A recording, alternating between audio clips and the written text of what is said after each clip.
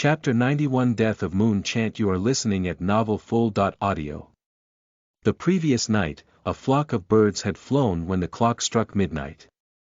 One bird cut across the night sky of foggy Avalon, flying under the stars. It was a raven, a white raven. It had been a moonless night, the moon hidden behind black clouds. The only light came from the stars speckled in the night sky. The white raven flew in the fog, circling above the sleeping city, looking down on the music and torches of the city.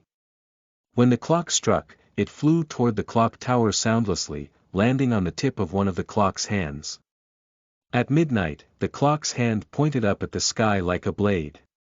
The white raven gazed about and finally flew past the window and gears, then entered the dark clock tower. A single candle flickered soundlessly, illuminating the dusty tower. The glimmer of countless emeralds lit up in the darkness. They were actually the candle's reflection in the beast's eyes, the eerie pupils of the predators. Their pure green eyes were full of coldness, and their gazes scanned across the room, studying each other as their heartbeats hastened. At some point, the small room had filled with dozens of birds. They were all different types. Some were black vultures, others were gray seabirds, and there was also a giant pelican. Its long beak hung low as if it were laughing, but there was no mirth in its eyes. Instead, the eyes were silent and dark. Seeing the white raven, the pelican opened its beak and spoke, "Gentlemen, I'm sure you all know why I have called you here today, so let us get straight to it." "Of course. Is the investigation report out?" "I don't want to waste time either." The flock of birds all began speaking in human languages. If someone were there, they probably would have been terrified. But to a musician, it meant something else. These birds were not real, but were puppets made from ether. They were dead objects, detailed but cold. The birds flew and spoke, manipulated by people far away. They did this to hide their identity, or because they worried others might discover the meeting. Though they were puppets, they were intricately made, and emanated the opulence of the elites. When they spoke, their frustrated tones sounded like a chorale. When the birds quieted down, the pelican looked around. In a voice hoarse like an old man, he said, "A strange phenomenon occurred downtown a few days ago. I believe everyone has heard of it." He paused, his voice reminding everyone of the event that had led to many sleepless nights. The moon above the ocean. According to investigation, it was created by the resonance between a musician's symphony of predestination and the world, disrupting reality. Yes, you are right to worry because he might have returned. As soon as he finished, the other birds erupted into chaos. Some angrily questioned him, some fell silent in shock, and others questioned every detail, trying to refute the possibility. The only thing they all had in common was the undisguisable fear in their voices. "Enough." The pelican raised its voice, silencing everyone. He waited until they fell silent before he opened his beak to speak again. "In regards to the phenomenon, we have used many connections to find its origin. Sadly, we have no results. Everyone there turned into lunatics, and the survivors are now in the Arkham Asylum. They may never recover. The dead have already been taken by the Royal Institute of Research. That is the crazy Newton's territory, and we cannot interfere. All evidence had been destroyed at the site, leaving nothing behind. But the phenomenon seemed to have been done on purpose. He's sending a message," the vulture muttered angrily as if through clenched teeth. "He wanted us to see it." The owl's eyes were dark. "That's right. He wants to tell us that he's back. His arrogance. Can he fight against the entire Anglo Empire? He's dreaming. But enough, what are we arguing about? Is now the time to argue amongst yourselves? What, are you scared?" It sounded just like a flock of birds cawing, but in actuality, there were different voices arguing. They were old and young, panicked and angered. Every bird looked back at the one in the corner. "White Raven, you promised us that he was already dead. Even in the sudden silence and under the interrogation of his friends, the white raven was as calm as ever. He watched their eyes quietly and waited for them to calm down before he said coolly, "He truly is dead." As if igniting something, the birds exploded in anger. Lies. Raven, I'm sick of your lies. Then explain what happened. There is only one person in the entire world who could create something like that with his symphony of predestination, only one. Moon Chant. In the commotion, no one knew who had uttered the name that seemed to represent disaster. Silence fell over the room. Shaken by the seemingly graceful name, their eyes gazed around helplessly. In the silence, the pelican spread its wings, pushing down the panic in everyone's eyes. He said, when he fled, he destroyed all of his own records. Nobody today can remember what he looks like. Are you sure you didn't kill the wrong person? The owl beside him added, and it's not uncommon for a musician to return his soul to another body. I've heard that some musicians can turn into rats. The vulture said, it's not impossible for him to have escaped. Yes, I've heard that musicians can crawl out of their graves after death. The birds lapsed into chaos again. Everyone, stop kidding yourselves. This time, the white raven suddenly spoke in his stern voice, cutting everyone else off. By the rules of fate, everything must die. There is a limit to man's power, and he must obey such boundaries. Fear the ether, for only the originator is eternal. This has been the vow for all musicians since the Dark Ages. Have you all heard of it before? He observed his shocked companions and said mockingly, have you all been reading too many novels? Everyone moves toward death the moment they are born into this world. It has been arranged so by fate, and nobody can avoid it. Once someone dies, he will not come back. How can a corpse climb out of its grave? To return his soul to another body. Since when has mankind had something as luxurious as a soul? Even if we have had it, our ancestors must have sold it to Satan thousands of years ago. He turned into a rat. Nonsense. If it were possible, then the law of conservation of mass from the school of modifications would be wrong. Who knows how many people will die from the recoil of their music? Don't be misguided by the paganist Newton. He isn't even a musician. He was just a lunatic who was hit on the head by an apple. Moon Chant is dead. This is the truth. Humph, who knows if Moon Chant has a hidden card or not, the vulture muttered. There's no lack of methods for longevity. The white raven huffed, longevity is not immortality. But the Pope. Enough, the white raven roared. Are you so high up in our mundane world that you dare to question the gods? I don't dare, but don't forget what Moon Chant was doing in the Royal Institute of Research, the vulture refuted. We still don't know how extensively he researched the forbidden topics. Before he fled, he had erased all records and wiped the memories of every related person. Anyone who interacted with him before has forgotten his existence. After all these years, all we know is that he was an Easterner. And anyway, did someone really kill him? The owl said, even if the lunatic Maxwell wasn't willing to fight him, the royal musicians were helpless against him too. Even Gaius lost half of his men when he tried to capture Moon Chant personally. That's right. Gaius betrayed us after that mission. We still don't know what secrets Gaius learned. I knew that Romulans couldn't be trusted. The Pope had bestowed so much power upon Gaius, but he betrayed us at the most vital moment, bewitched by an Easterner.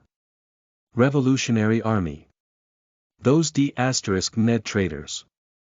I bet Gaius and Moon Chant were in on it together that entire time. But what should we do? If Moon Chant is really still alive and they become allies? Everyone, please calm down, the white raven said, but no one paid him any attention. His eyes turned angry and he raised his voice. Silence. Finally, the birds fell silent. Look, let's all calm down, all right. The white raven said coolly, there is no need to worry. There is no doubt that Moon Chant is dead. How are you so sure? The pelican asked after a long pause. Even the strongest musicians may lose against him. You don't need to worry about that, the white raven laughed. Only this is undeniable. This person has never lost, and has never disappointed others. No musician dares to say they could win against him. Since he acted and told us that Moon Chant is dead, there is no way that he's alive. How are you sure that he did not lie to you? Because there is no need.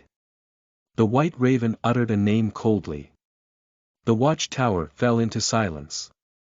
The birds looked at each other in shock. After a long time, their worried hearts finally relaxed. Like dust settling, they were finally able to breathe comfortably. That sentence had been like magic, calming the chaos instantly. The white raven had said, the one who killed Moon Chant was Bach. Chapter 92 Files. You are listening at novelfull.audio. Still in the library, more than half the day had passed, but Yi Qingxian was still empty-handed. He had found no clues at all. He had looked through every record and file related to the Royal Academy of Music. The pile towered beside him. Collection of personnel files at the Royal Academy of Music, courses and schedules of the different schools, records of school anniversary celebrations, summary of announcements, staff lists of each school, pictures of large-scale ceremonies, newspaper interviews about the academy, the salaries for each year. There were even lists of the classrooms and dorms. Yi Qingxian had read through all of it from noon to mid-afternoon. He had a more holistic understanding of all 4 schools and 16 majors, but it did not matter at all. He had not found anything that he had wanted, and accidentally learned too much about what he did not care about. In order not to miss any details, he had even held his nose and read through Sydney's autobiography. But in the end, all he got was the amazing adventures of the stupid man's youths, but they were probably made up. Moon Chant, Yi Lanzhao, Yi Qingxuan's father, he seemed to have never existed. He had disappeared from every record and memory in the world. If Yi Qingxian did not remember him, would he be entirely forgotten? After reading the last book, Yi Qingxian had lost all hope. He collapsed onto the pile of books, sinking into a gray state. There was no sign of any Easterner in any of the records. And especially not an Easterner that had been the vice principal. Was Hermes lying? Even though Hermes had a bad personality, he did not seem like the type to lie for fun. What was going on? Who had erased all of the records? He didn't even leave behind the lecturer's name on the class schedules. Yi Qingxian punched the ground angrily and stuck his middle finger up at the air. Why don't you go big or go home and get rid of the sign? In sheet 2. Of course, no one replied in the silence, but Yi Qingxian froze. He shot up from the ground, finally having realized something. That's right. The sign that in sheet, every public lecture would have included the professor's signatures. Otherwise, it would be impossible to calculate their salaries. The best thing was that those useless pieces of paper counted as lecture material and would be collected by the library. Sign that sheet. Sign that sheet. Yi Qingxian chanted like a lunatic as he started searching through the shelves. But after a long while, he was still empty-handed. He could not find it. In the centuries that the academy had existed, there must have been millions of lectures. If every lecture had a sign that sheet, at least 10 warehouses would be needed to store them all. Why would they be here? And even if they were, he would not be able to find them in the giant library, right? He sighed in despair, trying to resist the urge to slam his head against the shelf. When he looked into the surging darkness, his eyes lit up. He might not know, but they would know. If they knew where the personnel files were, then what Dominic called little things, raised in the library, would know the place like the back of their hand. Hey, anybody here? Yi Qingxian looked around and raised his hand. Does anyone know where the sign that sheets from the Royal Academy of Music 19 years ago are? As if a group of people were staring coldly at him, no answer came from the darkness. Come on, I know you're listening. Help me out. Yi Qingshuan's expression was still genuine. Don't be like this. What if we make a deal? The darkness remained silent. Hey, if I can help you with anything, I'll be glad to do it. Yi Qingxian raised his voice. At least consider it. Friend, I'm the concertmaster, why don't we make a deal? People should help each other. There's a saying from the East that goes, everyone works for me and I work for everyone. Can't you at least give me a hint? A long time passed before a voice said, Marble. The soft voice that came from behind Yi Qingxian was like a little girl's. Ha! Yi Qingxian looked back in shock, but there was nothing there. The voice rang again as if it had never spoken before. A faint hand made of dust reached out from the darkness. There was a shiny marble between its 3 fingers, and it shook it before Yi Qingshuan's eyes. Marble. Want. Yi Qingxian was overjoyed. Yes, yes. I'll get you a bunch of marbles when I get out. But it's kind of hard to find ones made of bone. Is glass okay? What color do you like? Red? White? Or green? The darkness surged and there were soft sounds, as if the beasts were discussing amongst themselves. After a while, the dust hand raised 2 fingers. 100. Every kind. Ignoring the fact that they did not know how to count, Yi Qingxian nodded quickly. Great. It's a deal. There was the soft sound again, then the dust hand rose slowly, pointing at Yi Qingxian. Promise. Yi Qingxian raised his own hand and gave it a high five. I promise. Of course, the high five was silent. The dust hand dissipated, leaving no trace behind. And then boom. The floor under Yi Qingxian suddenly cracked open and collapsed, a hole appeared. There was a sharp cry and then the youth was gone. Screaming, Yi Qingxian fell into the darkness. Quickly, he landed with a thud on a giant pile of something. Dust flew and swirled in the air, choking him. Light from some unknown source illuminated the underground room. Yi Qingxian climbed up from the pile of notebooks with difficulty. He looked around in shock, realizing that he seemed to be in a landfill. In the vast underground square, there were piles and piles of books. The tattered records had been tossed there, forgotten for years until a giant hole appeared in the corner of the wall. A pile of books tumbled down like garbage. Formless power rose from the dust and hands formed by dust quickly organized the fallen notebooks. They were organized into squares even before they could land on the ground. From a bird's point of view, the useless papers and records looked as if they had been organized purposefully by some kind of power. They were like puzzle pieces in the hands of a child, built into the shape of a castle, city walls, fortresses, plazas. Yi Qingxian had fallen in the pool in the center of the castle, splashed by the flying dust and papers. Within the countless flying dust particles, a tiny shadow appeared in the dust. It looked down at Yi Qingxian and threw a heavy book at him. Then, it disappeared. A faint voice floated in the air. Remember marble. Thank you. Of course. Yi Qingxian waved at the darkness and hurriedly climbed out from the pool. He flipped open the book as if he had found a treasure chest. The small bell on his wrist vibrated as a reminder that the day was ending soon. He did not have much time, but he did not care and quickly started skimming. Introduction to Eastern Music Theory, Introduction to Eastern Music Theory, Introduction to Eastern Music Theory.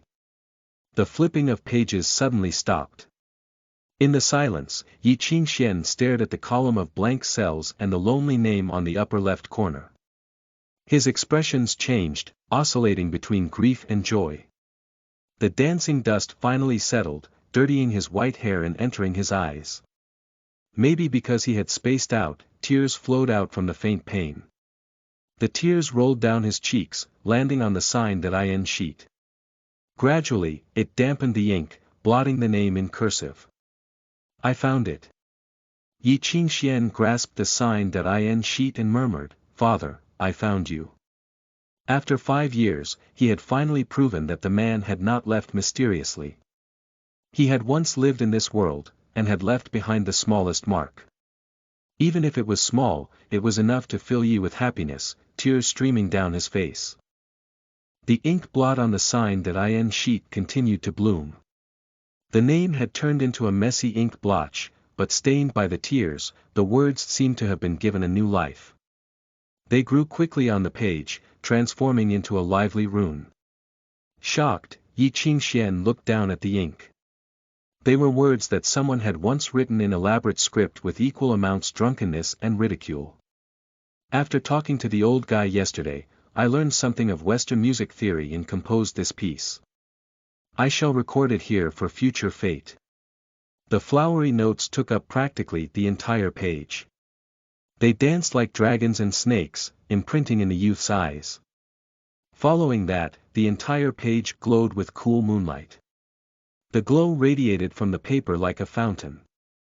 Countless music notes brewed in the light, solidifying and streaming into Yi Qingxian with the flowing light. The fantasy-like melody sounded in his mind, invading his soul. Suddenly, a sonorous melody played. Yi Qingxian was pulled into a hazy illusion, uncontrollably submerged in the sudden music. It was the sound of a piano, but the melody was not gentle and graceful, but sharp and manic. As if a child were banging on the keys of a piano, the music was random and crazed. It was sharp like metal cracking, copper scraping, and glass shattering. Tritones alternated, impacting the soul. The unsettling chords were favored by Satan, and therefore no proper musician used them. But they had been used to create a seamless melody. The music was like a demon roaring and wailing. One could not help but fall into despair and pain until the entire world turned pitch black, never to have light again. Yi Qingxian shook, grasping his throbbing head.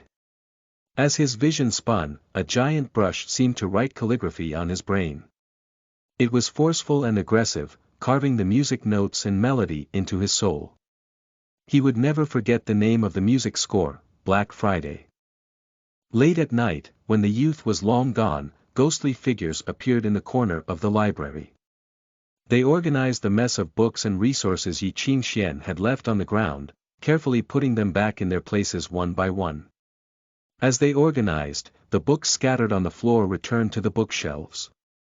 When they picked up the personnel files of the Royal Academy of Music, a resume that the youth had missed fell out, and floated down on the floor. It was from a military report, and included a few lines of cramped text. At the top, there was a picture of an old man. His expression was wooden and dazed, and his white hair curled slightly. Abraham Wilson.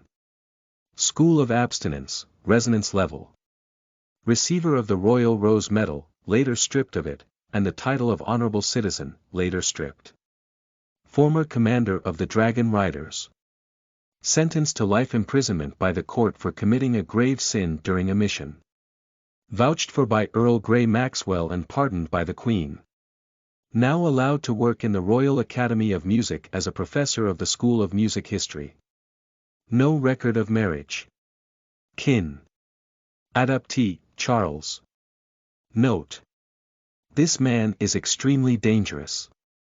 Repeat, this man is extremely dangerous. Do not let him come in contact with any swords or arrows. Forbidden to wield ironware. Do not threaten or attack him in order to keep him from overreacting. Anyone who interacts with him should be strictly recorded. Cease any attempts at removing the prosthetic arm. If he overreacts, send him to confinement. At the same time, at least 3 musicians must apply the ether seal on him. He must stay within 3 kilometers of the radius of the Royal Academy of Music. If he attempts to escape, shoot him at once. Do not question him about his position and mission from the military. In addition, do not mention any topic related to Gaius before him.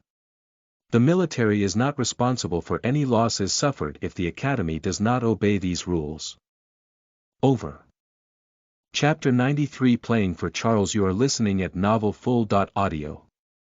Late at night, at the downtown pier in Avalon, an old man stood in the shadows of the dark night, silently smoking his pipe. He was once the infamous and feared debtor of downtown, the source of many people's insomnia, Ghost Hand. But now, he sat on a worn wooden box, waiting. Finally, a boat that smelled strongly of fish came through the still waters and stopped by the pier. A wooden plank was laid down like a bridge, and tanned fishermen began transporting fish and crabs onto land. Ghost Hand watched wordlessly as these valuables passed by him. First, there was the fish and crabs, then there was the wine, weapons, silk, and porcelain hidden deep inside the ship. Is that all for this time? Ghost Hand took the cargo list from the boatman. Taking a glance, his brows furrowed. Who added in their cargo halfway through? The boatman hesitated before saying in a low voice, someone entered the boat through our channel in Wales. He seemed high up, so we didn't dare ask too much. Didn't you say that this shipment is very important? Ghost Hand squinted, causing the boatman to start panicking. We did, but he insisted. And he also said, he said. What did he say? Ghost Hand took the pipe from his mouth, something sinister appearing on his old face. I said that I knew you, said a voice in the boat behind him. And so he brought me over. Ghost Hand stiffened, his muscles tightened as if he were facing a great enemy. He could not sense the presence of anyone in the boat, but the man was there, standing in the shadows like a spirit. He had been watching Ghost Hand that entire time. And his voice was so familiar. Who is it? Ghost Hand turned around stiffly, suspicion in his eyes. Leather Shoes stepped onto the deck. Someone walked out from the shadows of the boat and onto land, walking into the moonlight. His face was hidden under the shadow of his wide-brimmed hat, but one could vaguely see that the corner of lips were curled up, as if smiling. Ghost Hand flinched, the dangerous look in his eyes dissipated. Shocked and surprised, he stepped back and took a deep breath. Sir. He stepped forward, trying to see the face clearly. What, you don't recognize me anymore? The newcomer took off his hat. Wrinkles covered his weathered face, but his eyes were sharp and bright like torches. I thought everything had changed in the years I was gone. But you're still as slow as before, and I suddenly feel relieved. Sir, is it really you? Ghost Hand moved closer to study the face as if he were looking at a hallucination. But when he realized that the man was real and not a figment of his imagination, he laughed as if the most wonderful thing had happened. Welcome back, sir. Ghost Hand strode forward and embraced the man tightly. You don't know how long I've waited for this day. My apologies. There were some matters to attend to, so I returned a bit late. The man known as the shaman embraced his old friend and looked up into the distance, lamenting. The moon shone in the distance, its silver light spilled over the whole city. The towering landscape of the city against the mountains cast a huge shadow. The shadow's points were sharp and menacing, piercing one's eyes. That was Avalon. Old friend, I'm back, the shaman murmured with a smile. At the pier, there was only the sound of crashing waves. The shaman produced 2 copper tubes from his pocket and handed Ghost Hand one. Want one? Smiling, Ghost Hand accepted it and took a cigar from the tube. He sniffed it and furrowed his brows. To be honest, even after all these years, your taste still hasn't improved. You're still heartless with your words. Laughing, the shaman lit his cigar and inhaled. He breathed out a cloud of wispy smoke. So many years have passed. I've almost forgotten what it looks like here. He looked back at the pier. Everything was the same but the people were different. Shaking his head, he said, it's a pity. No matter how much it has changed, the rot in the bones is still the same. Ghost Hand shrugged, that's how Avalon is, sir. Yes, that is Avalon. The shaman snapped his finger and asked, how are things? Friend, give me some bad news. You know I needed to get back into spirit. Ghost Hand cocked his head and pondered. He shook his head. If you want bad news, it's everywhere, he said straightforwardly. To be honest, you've been forgotten by the city. Sir, rules don't exist in Avalon anymore. Ever since that mysterious professor appeared, everything became messier and messier. The Indian drug traders, the Black Hand gang who charges people a protection fee, Asgardian soldiers who have nowhere to go after disarmament, pyramid schemes for the elites, black markets for silk and spices. Thanks to the professor who guided them, more and more people think that it's easy to make a living by taking others' lives. That's okay, they will know. The shaman sighed, lamenting fate. I am back and the good days are over. Ghost Hand's eyes brightened. You are preparing. The shaman raised a hand, stopping Ghost Hand. Let's change the topic, my old friend. Tell me something happy. Have you found that Eastern kid? We've found his location. He is at the Royal Academy of Music. The trader won't let us touch him and we didn't dare argue without you here. It doesn't matter. We'll just observe for now. But the current situation might not allow us to continue sitting around. Coldness flashed through Ghost Hand's eyes. Last night, the kid's story spread throughout Avalon in one night. Now all of the head figures in downtown know that he has something to find the blood path, enter Avalon's shadow, and get King Arthur's hidden treasure. Hidden treasure. The shaman was taken aback. Who would think that the crazy king has some hidden treasure left behind? The greedy ones would. They spread rumors that you left to find a way to enter Avalon's shadow. Now, many people are searching wildly for him. The professor has already said that the boy is his. Hilarious. The shaman understood what Ghost Hand was trying to say and could not help but laugh. There are always people who think there are hidden treasures, magic weapons, golden fingers, legendary music scores, or secret books that can boost them to success, but sadly, reality is cruel and will always shatter their fantasies. The shaman changed the subject. You must know that the East doesn't only have silk and porcelain. There are also terrifying creatures. Are you talking about that kid?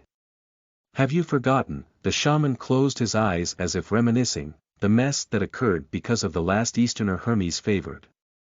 Ghost Hand's expression changed as he remembered something. He grasped his right hand subconsciously, it still hurt faintly. So let the young ones deal with the young ones. Greedy old folks like us have more important things to do. The shaman threw his cigar into the mud beneath him. Watching as it extinguished, his eyes darkened. Look, the city that I had cleaned and made spotless is now a muddy swamp. The smell of rotting corpses is everywhere. Someone needs to stand up and bring back the rules that people have forgotten. Let the lost hungry dogs know who their leader is. Who the original master of this swamp is. As you wish, sir, Ghost Hand replied quietly. His old body suddenly changed. His old eyes lit up as if reflecting the glory of the sun. Something was waking up in that thin and frail body. It burned inside of him, causing him to turn young, cold, and crazy again. He had returned to the beast in the darkness, grinding his teeth and drinking blood, waiting for the next hunt. Watching the dark city, Ghost Hand opened his mouth and laughed heartily. Those who had forgotten the rules will know now who the true sovereign is. In the silent basement of the Royal Academy of Music, the sound of sharp piano like steel plates scraping against each other broke the silence. It was like a spirit wandering and screaming. But instead of sounding like a tsunami as it should have, it sounded broken. Yi Qingxian was sitting before the old piano, struggling with each note of the composition. Behind him, someone cut off his performance off heartlessly. Wrong again. Did old Phil eat your sense of rhythm? Charles whacked the back of Yi Qingxuan's hand with a thin bamboo whip, his eyes cold and serious. Rhythm. Watch the rhythm. Do you think your rhythm is better the faster you play? Restart. Yi Qingxian looked at his numb hands and sighed, Senior. Shut up, failures don't have the right to speak. Hurry up and practice. Charles was totally into the role of coach from hell and waved the whip excitedly. Or else I'll show you how it is. Cry and scream. No one will save you. No, I was saying. Before Yi could finish, Charles whacked his shoulder. With a scowl, Charles said, "Your fingers have no power or finesse, and have no sense of rhythm. Every move is wrong. You think you can play piano like this? In your dreams. Hurry up and practice, or else I'll have you stand as punishment until tomorrow morning. Let me finish. Don't beg me. There is no weakness allowed here. This is the cruel classroom, where students exchange blood and tears for training. The professor is behind you. Even if the professor, what?" Charles froze halfway through his sentence. He turned around stiffly in the awkward silence and was met by the emotionless Abraham. Abraham stared at his student, his eyes full of aggravation. Charles's cocky expression shattered. He glanced back at Yi Qingxian, his eyes glistening with unshed tears. "Why didn't you tell me earlier?" "I tried." Yi Qingxian shrugged. "You didn't give me the chance." As Charles shook in fear, Abraham finally spoke, his voice monotone. "Cruel classroom. Exchange blood and tears for training. Charles, is that what I've taught you?" I. Charles was close to crying. "I taught myself." "You've taught yourself well. I told you to help Yezi, and you discovered all of these principles. I am amazed." He paused and said through clenched teeth, "Go stand until the morning." Tears welling in his eyes, Charles obediently went to the corner with the Anglo-encyclopedia on his head and began his punishment. Abraham sighed after he dealt with Charles. He gazed at Yi Qingxian. "It hasn't even been a month since you've started learning music notes. I think it's too early to learn performances with multiple notes. Notes, phrases, sections, and pieces should be learned gradually. Sections made up of measures are already part of the rhythm level. There's nothing wrong with learning earlier, right?" Yi Qingxian smiled and played the piano somewhat adeptly. "Professor, didn't you say that the performance is pretty much the same, but you just need to use more notes? And anyway, I've found a good practice piece, Black Friday. At that, Abraham could not help but sigh. Chapter 94 Records of a Genius. You are listening at novelfull.audio. Half a month ago, Yi Qingxian had come out of the library and slept for 2 days straight afterwards. When he had woke up, he told Abraham and the others something totally shocking. He seemed to have found a music sheet entirely suitable for him. But before Abraham could be happy for his student, bad news came.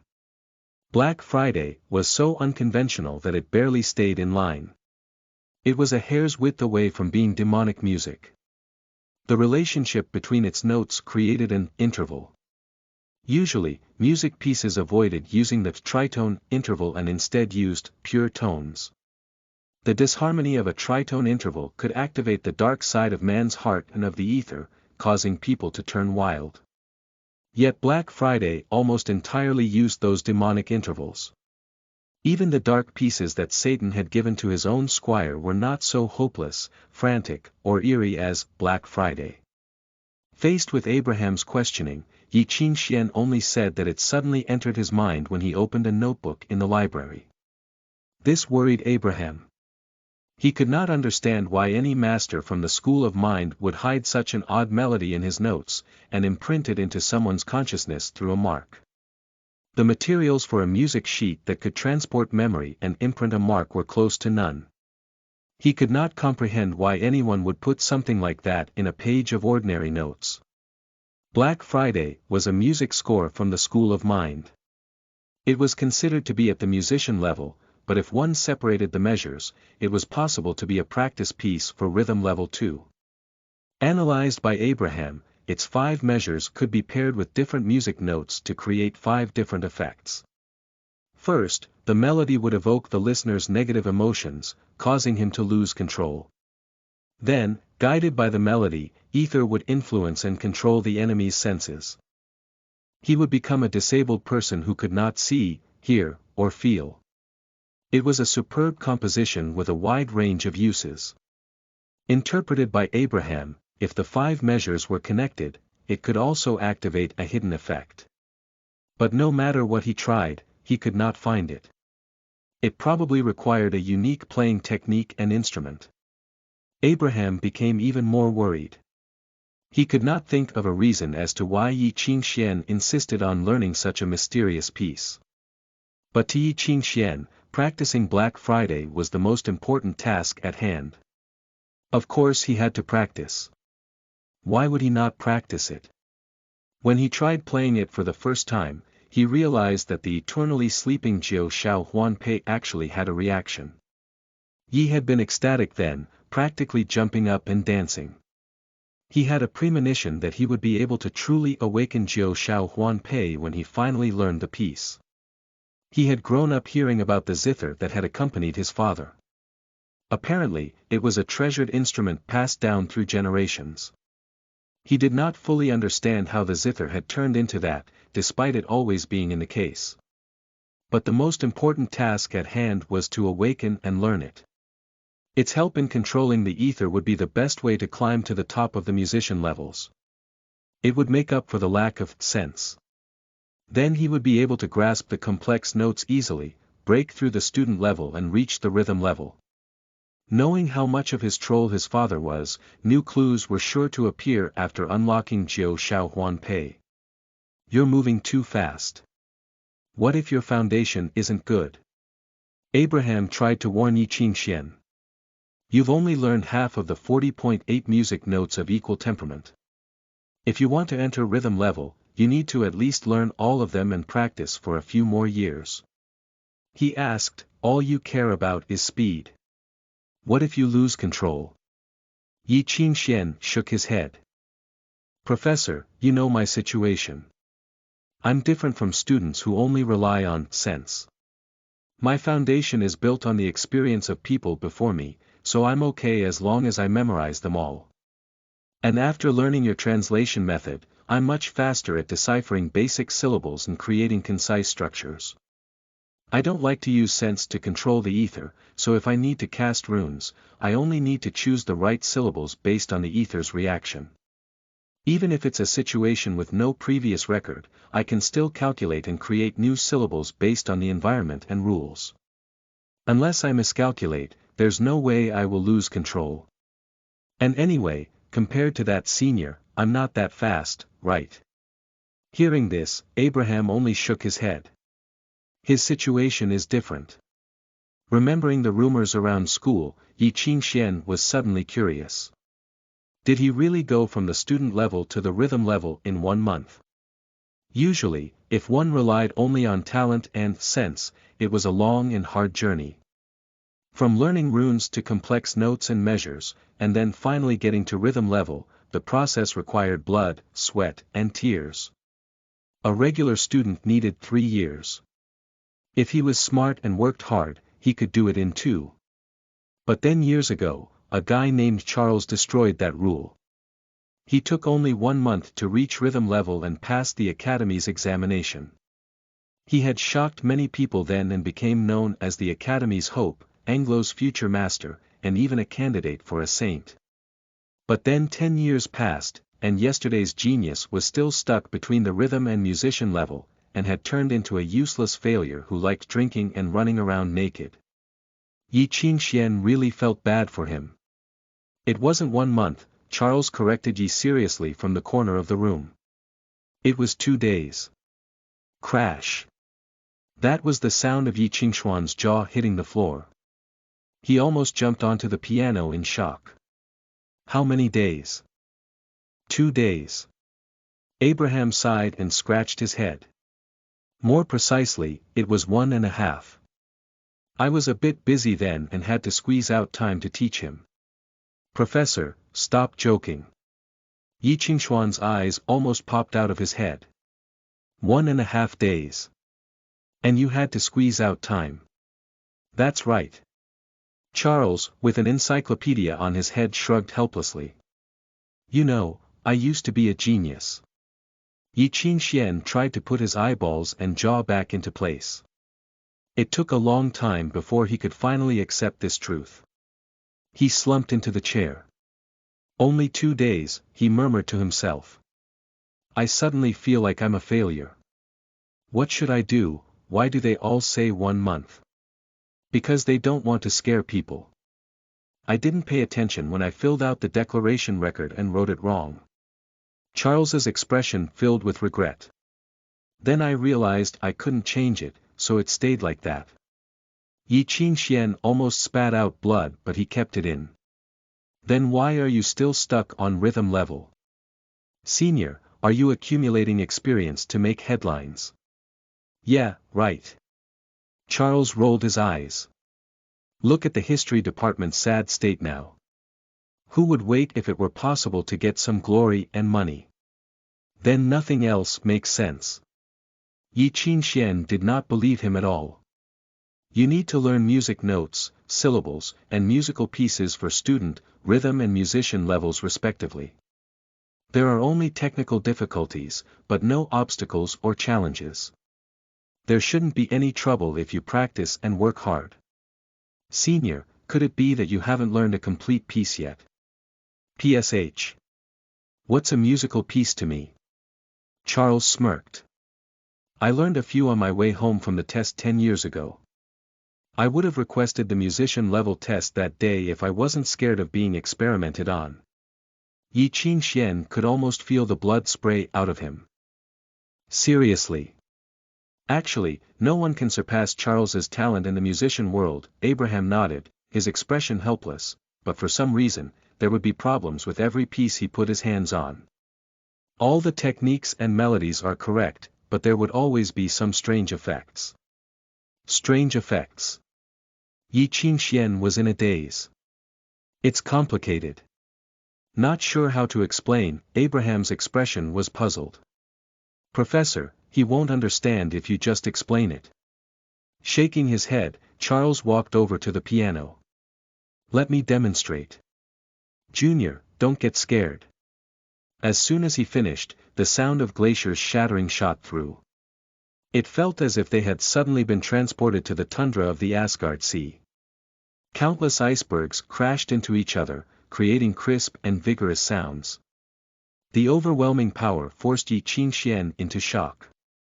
But quickly, his expression turned to fear. William Tell Overture. Senior, are you trying to burn down the building? William Tell Overture was a musical piece from the School of Revelations. Ranked by the Sacred City, it was one of the most renowned pieces at the rhythm level. It was way above the abilities of those at the musician level. But this piece could call forth wild ether, transforming into a torrent, flooding the world. Blazing fire would fall from the sky, the burning souls of heroes would devour the enemy, destroying them on the spot.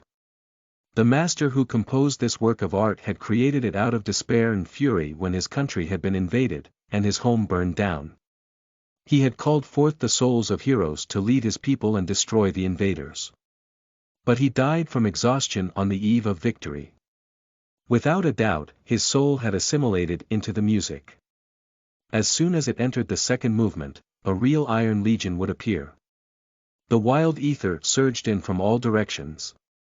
Abraham had secretly used his highest authority to make it easier for the ether to group and create musician-level effects to help Yi Qingxian practice. But this effect at the musician level was enough to obliterate an entire army.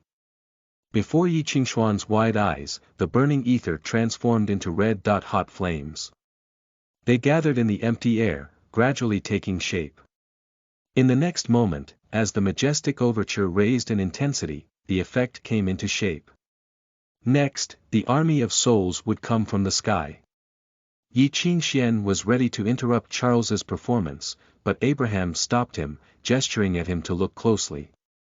Boom! Flames exploded and a figure appeared gradually. It solidified and was almost complete. Thud! It fell on the lid of the piano and made a soft noise. Wait, something seems to be wrong. And the thing called forth by the majestic music stretched lazily and rolled around on the piano, purring happily. It was a gray-white cat. A cat. Yi Qingxian rubbed his eyes and realized that it was not a hallucination. Charles had really summoned a lazy and annoying cat. Soon after, there was another thud, and something else fell from the sky. Yi Qingxian stared, falling into a daze. The small thing was yellow, had big ears, a thin tail, and an innocent expression. As if it had just woken up, it smacked its lips and rolled on the piano. With its wagging tail, it was definitely cute. It was a mouse. What the f*ck? Before Yi Qingxian could even finish, the cat and mouse went wild. Chapter 95. A New Legend. You are listening at novelfull.audio. As if seeing its mortal enemy, the gray-white cat instantly exploded in anger. Growling, it flew at the mouse. The mouse fled, scrambling around the small piano room. The big cat chased the mouse crazily. The yellow mouse was not weak, and kept throwing things at the cat. Sometimes, it was a great chase. Other times, they were entangled together or beating each other up. But for some reason, neither of them were injured at all. Instead, everything fragile around them was destroyed. The water pitcher was shattered, the wooden floor was ripped up, the wall was covered in paw prints, the carpet was covered in scratches, the framed picture on the wall fell with a crash, and even one of the piano legs broke. Like a tornado, the cat and mouse destroyed everything, turning the overture into a comedy. When the music ended, the cat and mouse disappeared. The classroom was in ruins. Charles was calm while Yi Qingxian was completely in a daze. Abraham left shaking his head, unable to look at his room. So you see now, right? Charles's hands left the piano. No matter what I perform from the school of summoning, it will turn into this. The Emperor Waltz, the fourth fantasy impromptu, there are no exceptions. But it gets easier when you get used to it. I kind of like the cat and mouse now. I've named them Tom and Jerry. Aren't they cute? Yi Qingxian felt his forehead. He was not hallucinating, but it was still hard to believe. Why don't you try music from the school of modifications? Charles shrugged. The instrument would explode. School of mind. It'll be like I'm drunk, and I'll run around naked somewhere, haven't you seen it? Yeah, Yi Qingxian wiped the cold sweat off of his forehead. School of illusions. The listener would see a hallucination of a muscular and tanned man wearing a black trench coat and shades. He would open his hands and see a pink pill and a green pill.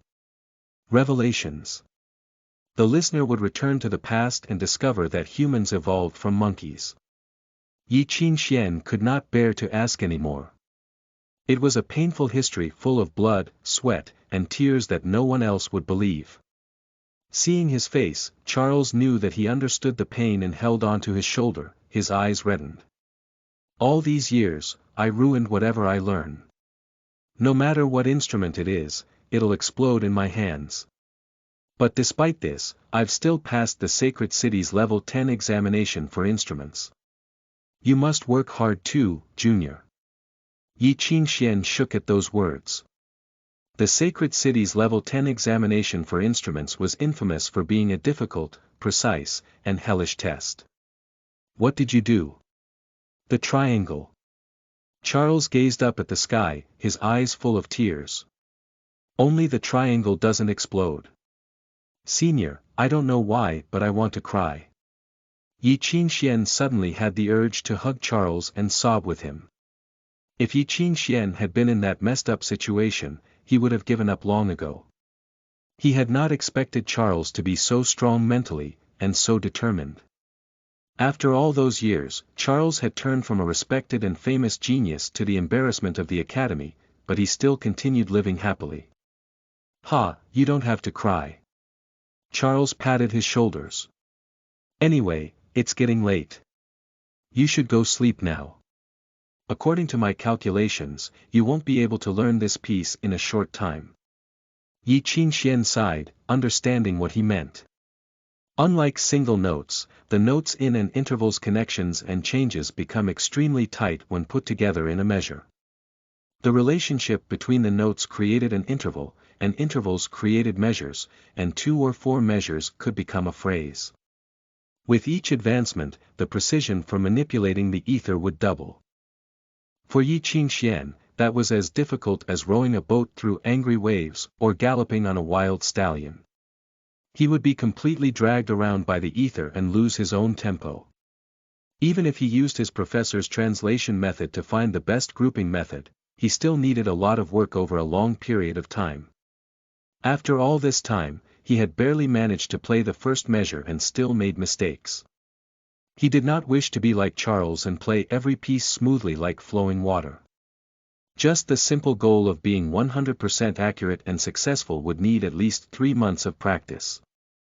He envied Charles's and Baixi's natural talent. Baixi was not as messed up as Charles and did not like to learn, but the few times she went to class, it was as relaxing as a walk in the park. Sometimes she would fall asleep during class but still learn the material after flipping through the book. Thinking about that, Yi Qingxian felt a wave of hopelessness. Whatever. I'll just wait until I'm rich, and then I'll buy a bunch of rune stones and make it work for me. Charles could only laugh at this. Junior, you look good, and you have pretty dreams too. Yi Qingxian scoffed. Who knows, maybe a giant pile of rune stones will fall from the sky when I'm walking. PSH. That possibility is even smaller than if I woke up on King Arthur's hidden treasures. Whatever, I'm not talking to you anymore. Yi Qingxian rolled his eyes. Ready to sleep, he turned back before leaving. Oh right, do you know where I can buy marbles? Marbles? Why? I promised it as a thank you gift. Oh, I'll take you tomorrow afternoon. I've finished all my alcohol. Charles yawned and sighed. The quality of my sleep is getting worse these days, I keep having nightmares. Could it be that another girl is stabbing my voodoo doll? The next afternoon, Yi Qingxian carefully packed a map of Avalon, and reminded Baishi to take old Phil and get him from some ditch if he went missing. And then, taking a deep breath, he finally went out with Charles. Senior, are you sure you're reliable? Yi Qingxian looked around with every step he took, scared that Charles would take him to some weird place again. Don't worry, I've been walking this path for 5 or 6 years. I can find it even with my eyes closed. Charles walked in front, full of confidence, while Yi Qingxian still was not convinced. There was no way he could feel relaxed after seeing that guy's talent at leading. Was there anyone else who would take their junior to the cafeteria and end up at the Avalonian police station? Just explaining to the police that he had been lost brought Yi Qingxian close to tears. In the end, he could only go home when Baishi came with proof from the academy. And Charles, on the other hand, had crawled out from the girls' dorm. He had been so close to being discovered and beaten in public. It's okay, there's old Phil if you do get lost. He patted Yi Qingxuan's shoulder but suddenly remembered, have you seen old Phil recently? No, maybe he went running around again. Why? Nothing. Charles's expression changed. You know, after Haridi disappeared, there's a new member of Avalon's top 10 legends now. Yi Qingxian suddenly had a bad feeling. No way. Yes way. The new legend is a mysterious dog, Charles said, slightly scarred. All the kids in Avalon know not to walk by themselves, otherwise an evil dog will jump out of nowhere and scare them half to death, and steal their valuables. 2 days ago, when the Yunlu ambassador group was leaving, the royals hosted a banquet. All the officials were talking and suddenly, a dog with a drumstick in its mouth jumped out. And in front of everyone, it bit the crown prince's leg and made him pee his pants. Before anyone could process what had happened, the dog ran away. Apparently, its judgy eyes had created some emotional trauma for a lot of people. The crown prince is still hiding in the sheep pen. This is a conspiracy. A despicable conspiracy to destroy the friendship between our countries. Charles imitated the Secretary of State's angry words and shook his head. Now all of Avalon is on the hunt for dogs. You should tell old Phil to hide and not be used as a scapegoat. Seeing the sadness in Charles's eyes, Xuanhuan's facial muscles quivered, not sure what he should say. They walked out of the academy as they talked. But for some reason, a crowd ran past as soon as they left the school. Then a few pigeons flew to the sky and disappeared. There were still people running for some reason. What's going on? Xuanhuan studied their backside suspiciously. Who knows? Charles shrugged, maybe they're playing with pigeons. Avalonians have too much time on their hands. Yeah. 10 minutes later at a bar downtown, smoke hung above the song and dance. Indian girls wearing golden hoops and silver chains danced to the single-strand fiddle and clay drums. Singing a hymn-like song, they swayed and twisted. In front of the stage, a bearded man lay on the cot. Smoking hookah, his eyes squinted as he enjoyed the drugs and hummed along to the music. Amidst the entertainment, a thin man with a turban pushed open the door cautiously. Bowing, he walked up and prostrated before the cot reverently, "Lord Shahrukh, Lord Shahrukh." Shahrukh opened his eyes. Seeing the man, he sat up and put down the hookah. "Is there news?" "The Eastern Kid has appeared," the man replied in a low voice. "They came out and are headed towards downtown. They seem to be looking for something." "You are not mistaken." "No." The underling nodded his head forcefully. Very well." Shahrukh felt the ivory dagger at his waist. "What of the others?" "According to your commands, the pigeons have been stopped by Master Puspakata. All moles have been taken care of." Fierceness flashed in the thin man's eyes. "No one escaped. Only we'll know where the kid is before they realize that their moles have disappeared." He paused and mimed a slashing sword. "Should we take the opportunity to?" "No hurries. This is a blessing from the heavens to give us the advantage. We've put in so much. How can a little kid be enough?" Shahrukh licked his lips hungrily. "Tell everyone to get ready. Prepare for an ambush, and use the kid to draw them all out. We'll do something big this time." Chapter 96 The Mantis Preys on the Cicada. You are listening at novelfull.audio. In a market downtown, amidst the smell of rotting leaves and sewers, the youth trudged through the mud, looking at the messiness around him. "Senior, are you sure it's here?" Don't worry. I remember it's right around here." Charles nodded with extreme confidence. "Just walk forward and take a turn. You said that 10 minutes ago when we were still on a main road, and now we're in this weird place." Xuanhuan's face was full of regret. This is Avalon." Charles patted his shoulder strongly. "It's always full of surprises. Ah, these carrots look cheap. How about we buy some for stew? Can we do what we need to first?" "How cheap can carrots be?" "Oh, those seriously are cheap. And these pumpkins look nice too." "Boss, give me 1 kilogram. "And how much are the cabbages?"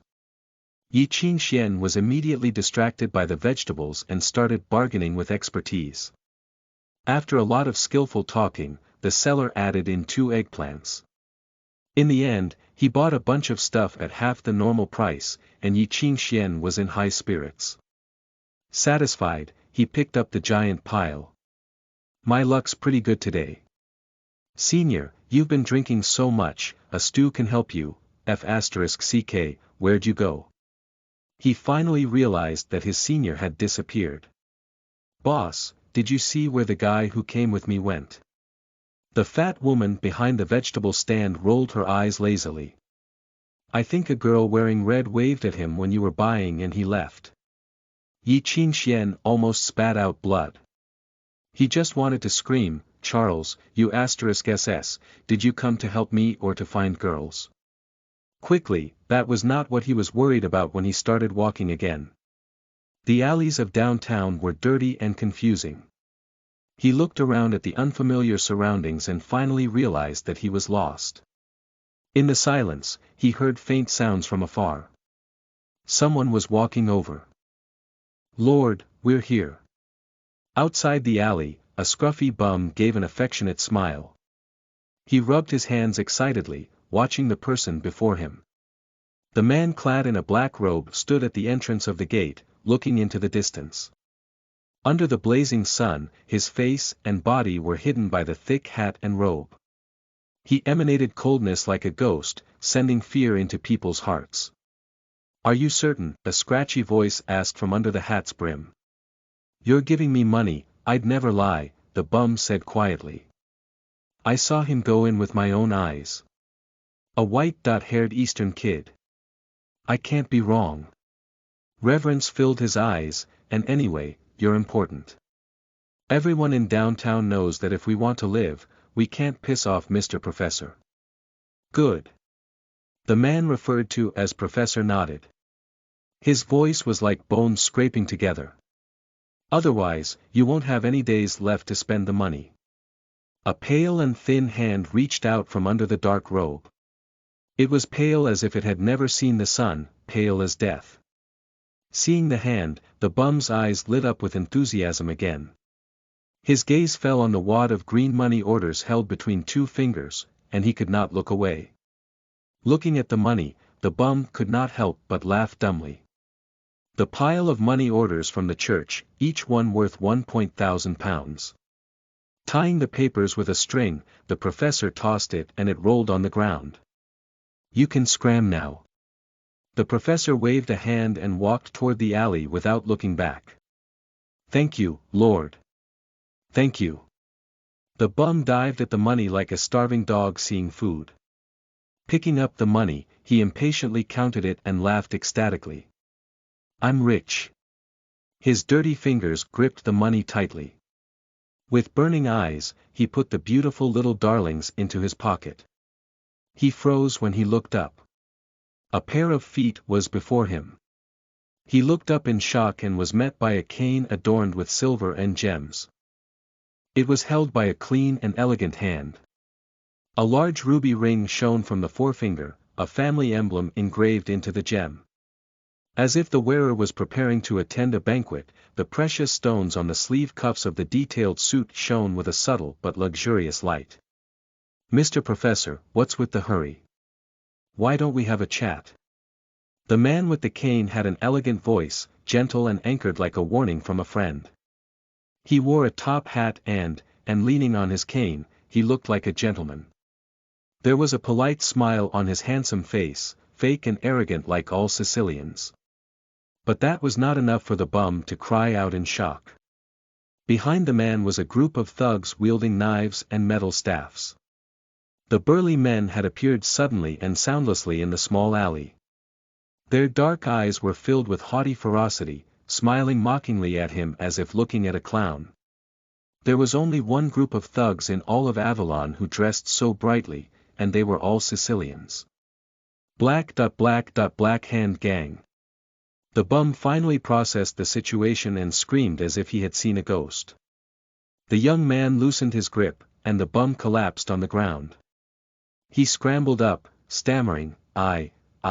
The young man did not care about him and waved his hand, telling the bum to get out of his sight. The bum hurriedly crawled forward, and when he was far enough, he scrambled up and fled. He did not even dare to pick up the money on the ground. Now, there was only the surrounded professor and the young man leading a group of thugs. "It seems that I'm surrounded." The professor did not act as if he were surrounded, and just gazed at his unfriendly friends. "Nice to meet you, Mr. Professor. I am the second son of the Lucco family. You can call me Lorenzo, Palermo Eagle Lorenzo." The young man put a hand to his chest like a gentleman. But when he looked at the professor, his eyes were taunting. The legendary viper just jumped into a trap without even realizing. This is surprising. Lorenzo. Schwartz's son. The professor studied the man as if he had expected this. "You're faster than I had thought." I thought the first to arrive would have been the Indians. Actually, they were indeed the first. Lorenzo shrugged and looked back. Behind him, blood flowed under the feet of the Sicilian thugs. The blood had come from another alley, and flowed into an open sewer. Some burly men were still tidying up the site. They threw two mutated corpses into the sewer and watched as they disappeared into the darkness. It was clear that the Indians had been taken care of by the Sicilians.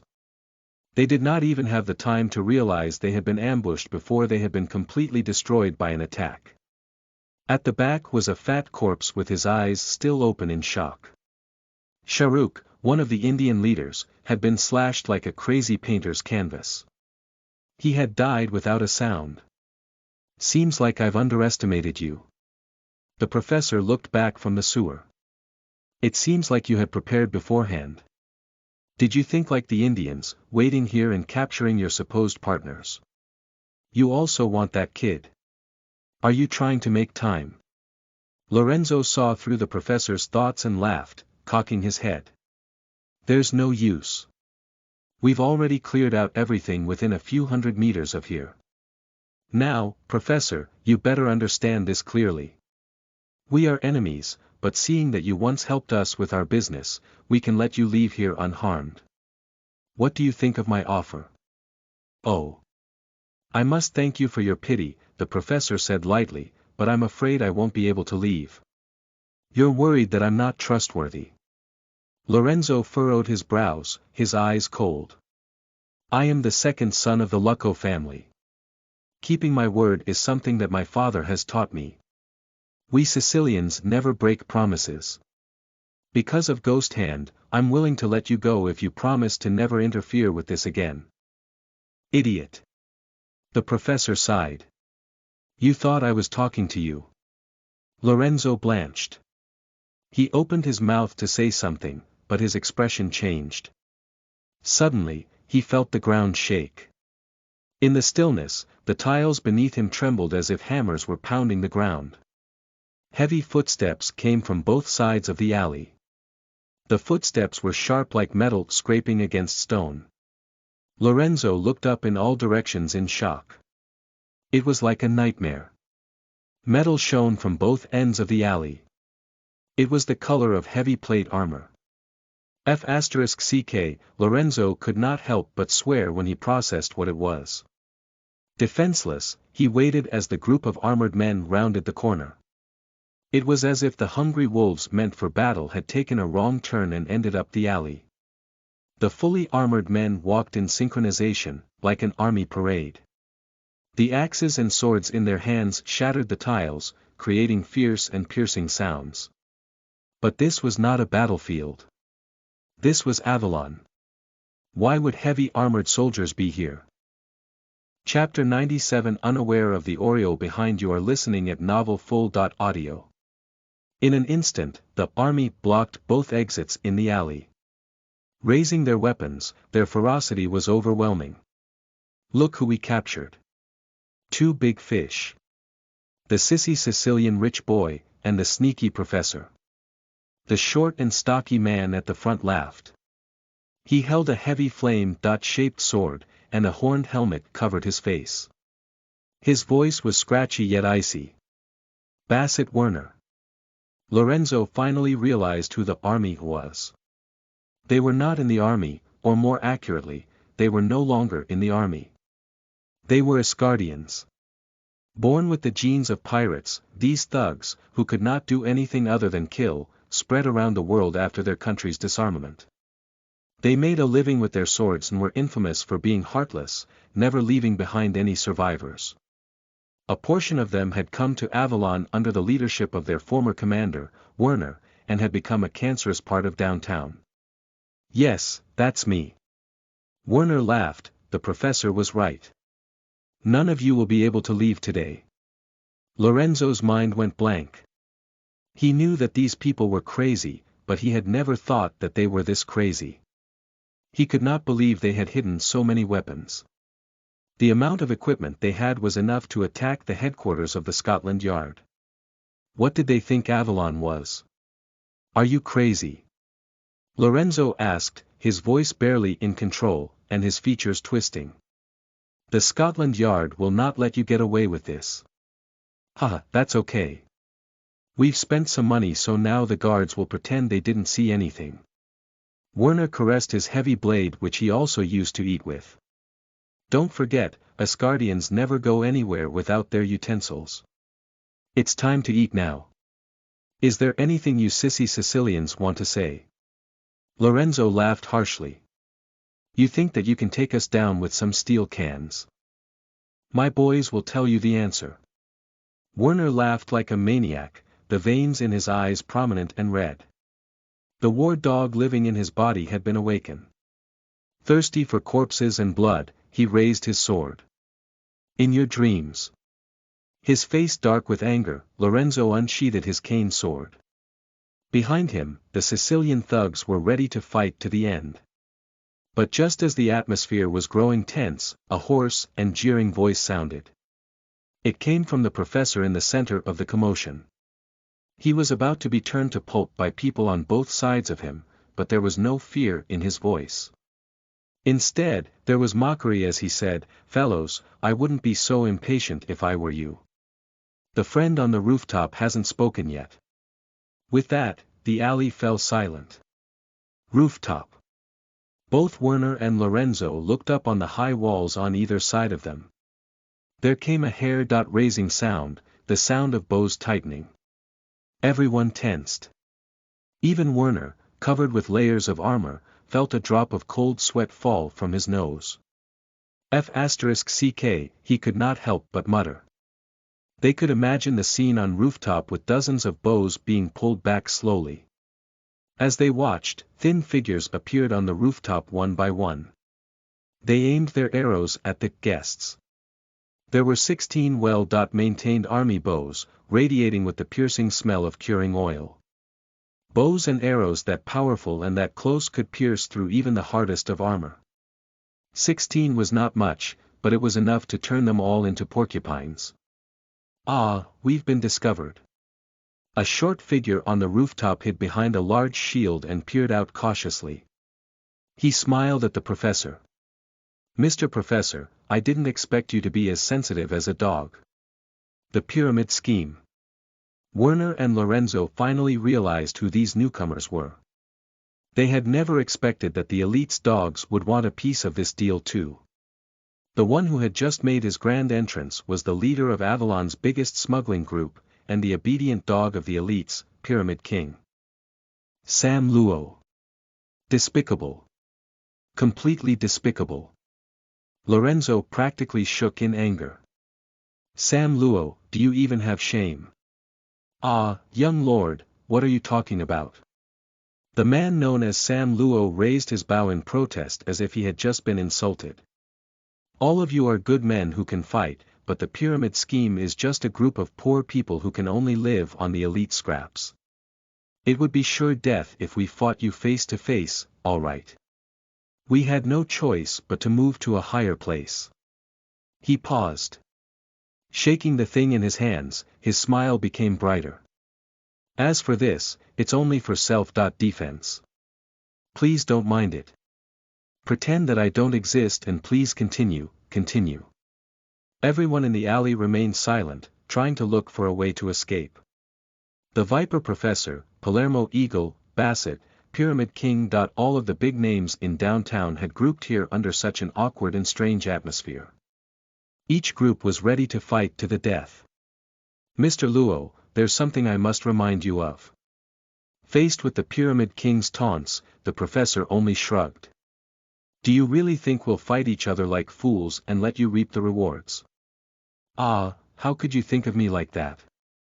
I'm a pacifist. I hate fighting. The Pyramid King looked around. Aren't we all here for the same reason?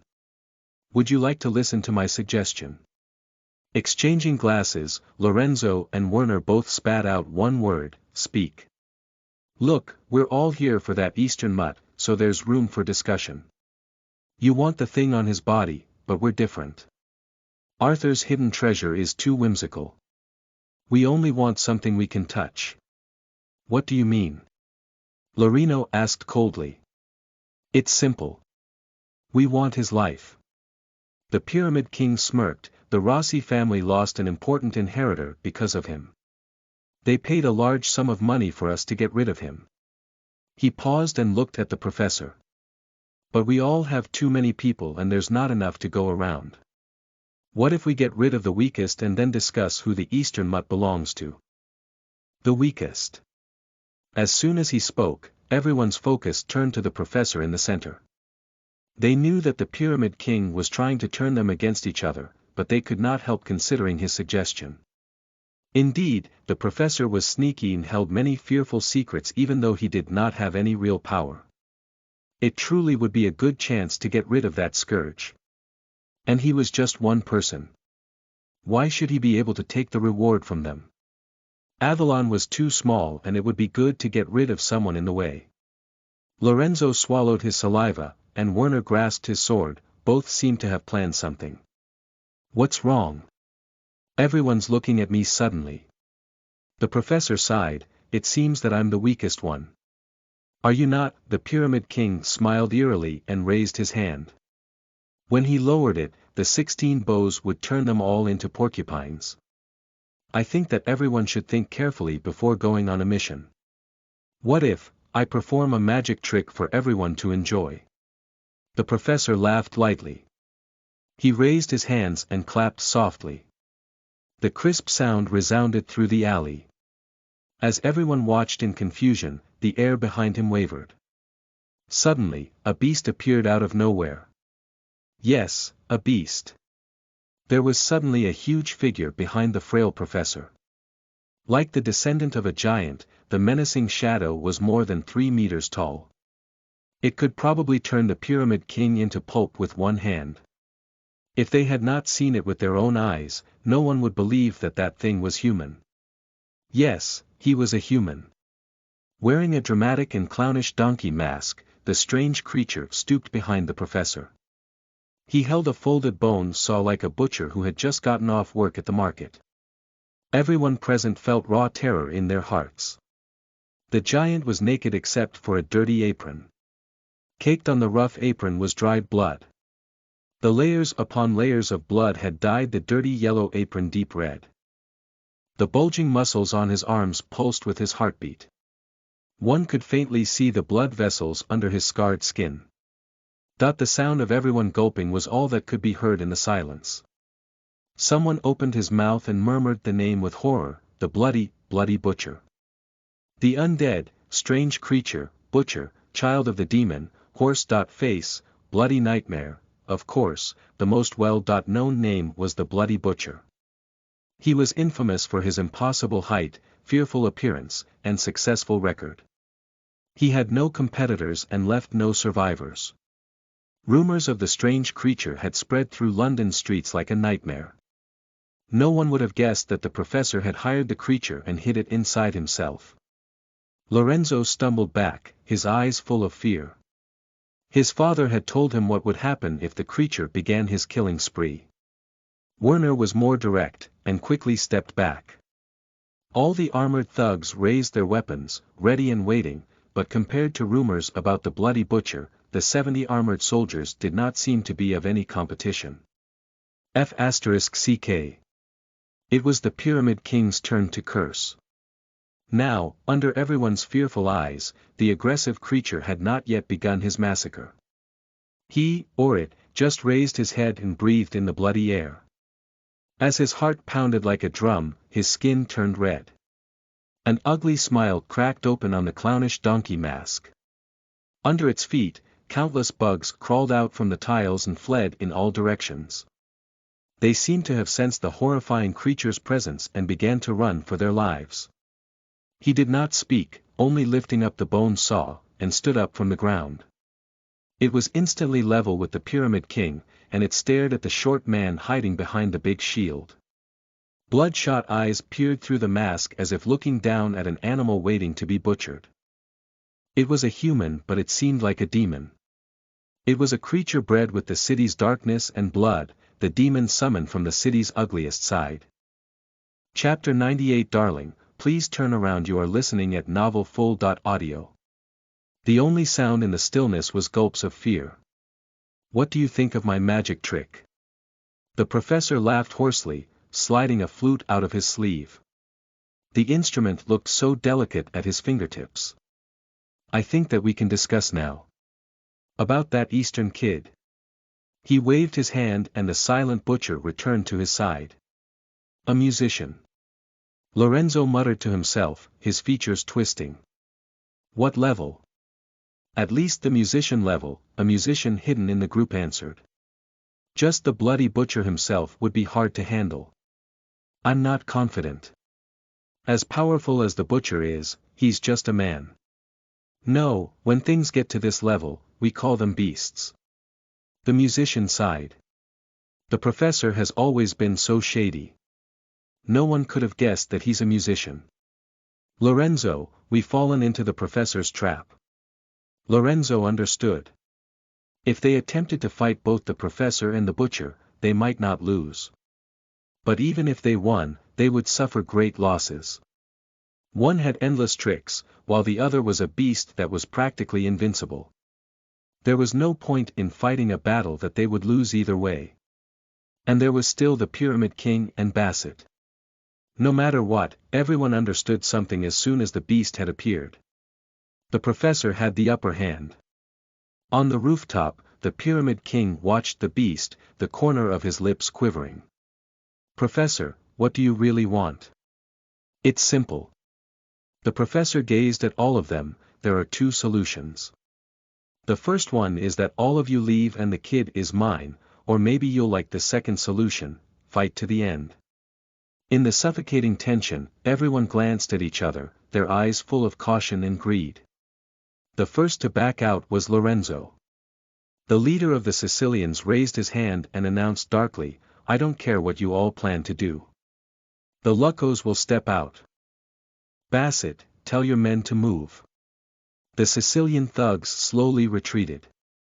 They gripped their weapons, cautious of the Asgardians behind them. Seeing the treasure slipping from his fingers, Basset's expression was unreadable. Tightening and loosening his hold on his sword, he finally grit out, move out. We will retreat as well. An intelligent choice. The professor clapped his hands and finally looked at Sam Luo on the roof. Mr. Pyramid King, it seems that you'll be brave and fight me. It was a joke. The pyramid scheme was the most cowardice in Avalon's downtown. Seeing his great plan fail, the Pyramid King's eyes rolled. As if in physical pain, he lightly put down his hand, we will retreat as well. The three groups watched the professor and the beast closely, then stepped back carefully. The tense atmosphere slowly relaxed. Seeing that there was no need to fight, everyone let out a sigh of relief. But then a confused voice sounded throughout the alley. Excuse me, anyone here? A lost boy lugging a pile of stuff walked into the alley under everyone's eyes. I'm sorry, I got lost. Senior, are you, holy sh*t? What the f*ck, he thought. Yi Qingxian almost jumped when he saw the sight before him. His mind went blank as he gaped at the battle axes, steel bars, heavy armor, bows, and that inhumane creature. As he stared at them, they also stared back at him. They gaped at the white-haired youth with 1 kilogram of carrots in his left hand, a bag of tomatoes in his right, and a giant lantern in his arms. He looked like he'd just come back from grocery shopping. As everyone stared at each other, the youth finally reacted. He stepped back saying, I'm sorry. I'm in the wrong place. Please continue. Don't mind me. Amidst the sounds of everyone's jaws hitting the ground, he slowly retreated, turned, and stepped away. Panicking, the Pyramid King called out, halt. Okay. But despite his words, his body did not listen. As if shocked by electricity, Yi Qingxian sprinted away. **T, he runs fast, someone in the crowd murmured, which opened the dam and everything went out of control. The ones who had been retreating were now restless. Catch him. Someone yelled, whoever catches him gets him. The still atmosphere had shattered, and the crowd went wild. Lorenzo, Werner, and the Pyramid King all forgot what they had said about retreating and charged forward wildly. The professor was frozen in his spot. He had not expected for the situation to change so dramatically within seconds. As he watched the mass of people rush into another alley, he glared at his flute, anger flashed through his eyes. "Butcher, catch him!" The 3-meter giant roared and jumped up, then landed in the crowd. Swinging his bone saw, 2 people were instantly thrown into the wall, blood spewed from them. As he swung his saw, many people were instantaneously sliced into halves. Blood spurted out and people screamed. At the other end of the alley, Yi Qingxian ran as if his life depended on it. Looking back, he saw the mass of menacing men, angry thugs, and one beastly creature. He wanted to cry. "Why are you chasing me?" The Pyramid King screamed, "I want .no, hand over the treasure and I'll let you live." Beneath him, Lorenzo yelled, "Friend, don't run. We can protect you." PSH, yeah right. Bassett was clad in heavy armor, but he was the fastest, chasing without slowing down. "Kid, don't listen to them. Give it to me. You'll be the Asgardian's eternal friend." "What treasure? What friend?" Yi Qingxian thought. He had no clue what they were talking about. Resisting the urge to cry, he sped up. As he ran, he suddenly had an idea and tossed something behind him. "Here's your treasure. Take it." A black object flew from his hands, cut an arc in the air, and fell into Bassett's arms. Forgetting about his sword, the Bassett clutched it instinctively. He did not even get the chance to take a look before he was flattened by the crowd behind him. Someone yelled, "The treasure's here. Catch him." Bassett got the treasure. As more and more people piled on, Bassett subconsciously tightened his grasp. There was a squelch, and red liquid oozed out from between his fingers. The rush of people froze. Some of the drops fell into people's mouths, and some people swallowed reflexively. "Tastes sour and sweet, we can eat the treasure." "Mom, I'm going to Avalon too." Lorenzo, who had rushed over, was pissed. He kicked Bassett, yelling, "Idiot, that's a tomato. Don't you want treasures? Here you go." Up front, Yi Qingxian was happily giving out treasures. He continuously tossed things behind him, "Here's a tomato. Here's a potato. Here's a lychee." He decided to throw whatever he could get his hands on. He even picked up a frog from the ground and threw it. "Here's a frog. Here's a squid, and an angry banana." The angry banana angrily stuck Lorenzo's face. There were lychee bits on the other side of his face too. This gentleman now looked like a homeless beggar. Just as the angry Lorenzo began to roar, something was thrown at him again, and splattered his face with blood. He froze in shock. With trembling hands, he took a bloody tampon off his face and finally screamed, "Kill him! Kill him!" The Pyramid King finally realized that they could not keep going like this. His men immediately got into position on a rooftop. They aimed at the youth and fired. Amidst the whistling, an arrow brushed past the youth's arm and dug into the wall next to him. The arrow twanged like a honeybee's wings. Yi Qingxian looked at the wound on his arm and froze. "Crap, you guys are for real. Who was King playing around?" On the rooftop, the Pyramid King yelled, "Get ready and kill this B*****." Consecutive twangs of bows sounded, sending chills down Yi Qingxuan's spine. "I was just buying groceries. What did I do?" Taking a deep breath, he began chanting quietly. Everyone's angry roars covered his frustration as he chanted the syllables. Under the hoarse melody, the youth's body blurred, turning whimsical. Ruined haze. **T, forgot that this kid is a student musician," the Pyramid King growled. "Shoot. Fire. Kill him." Next, Yi Qingxian added, "Flow," to himself without hesitation. His pallor turned red immediately. Running while performing this task was practically death. Speeding up, he made multiple near-misses. His body grew blurrier, and after a turn, he disappeared. The mass turned into a mess. The people at the back did not stop running, pushing the people in front to keep chasing. Many accidentally hurt others in the mess, and there was no room for explanations for injured thugs. They could only start fighting each other. Numerous corpses fell to the ground in the axing and stampede. Blood flew amidst roars and screams. No one noticed that the blurry shadow next to the wall that quietly started to move. Chapter 99. This is Avalon. You are listening at novelfull.audio. Hush, hush, no one can see you. Yi Qingxian murmured as he cradled his head and carefully crawled forward. Under the stress caused from both flow and haze, and performing precise manipulation, his face was almost green. After fleeing past another corner, sure that no one had discovered him, Yi Qingxian collapsed onto the ground. Flow and haze stopped immediately, and sweat poured out like a faucet. A damp print appeared on the ground beneath him quickly. He looked at the pumpkin he had forgotten to throw, and tossed it angrily at the wall. What just happened? It was a bright and clear day. He had just gone to buy marbles and groceries, but instead he had been chased by people with axes and bows. And treasure. What treasure? Yi Qingxian felt around his body. The only thing valuable on him was his leather wallet. And he had bought it for $20. What were they after? What? After thinking for a long time, Yi Qingxian had a headache, and the only conclusion he could come to was that those guys were crazy. I'm so unlucky. He sighed and got up. Giving up on the marbles, he just wanted to get back to the academy quickly.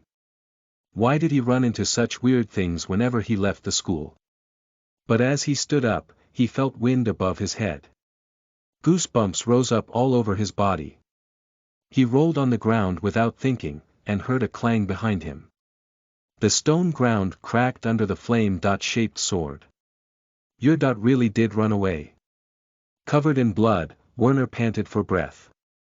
His eyes widened under his horned helmet, gazing at Yi Qingxian with wild joy. I'm so lucky, hand over the treasure. What treasure? With a flying scissor kick, Yi Qingxian kicked the pumpkin at Werner. But the man raised his sword and slashed the pumpkin in midair.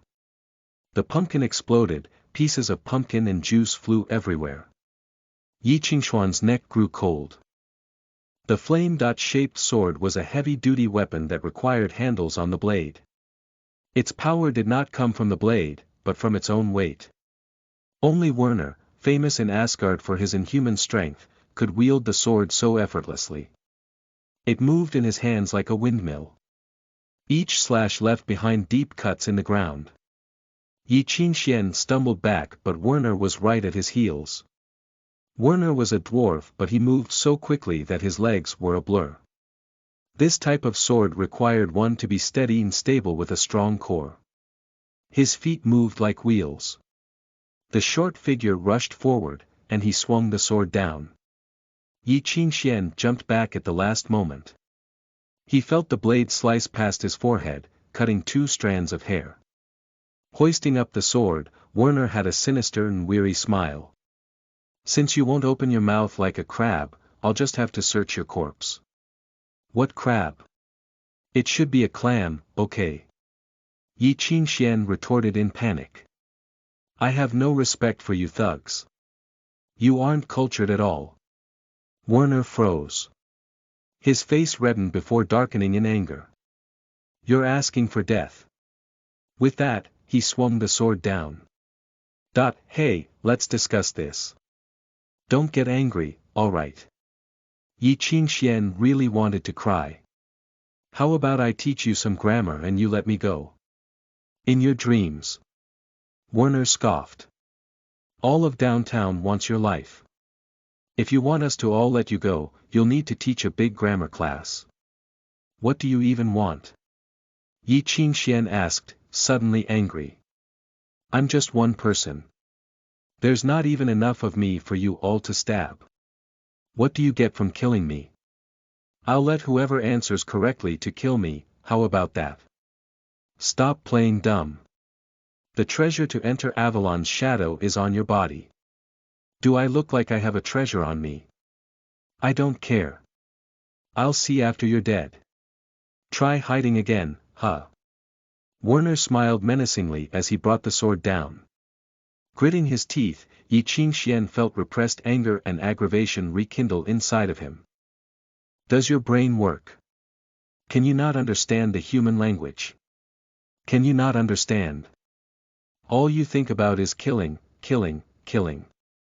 Won't your mom be disappointed in you? In his anger, the effect of flow was pushed to the max. He did not dodge or retreat. Instead, he walked over, stepped on the lowered blade and sprang into Werner's arms.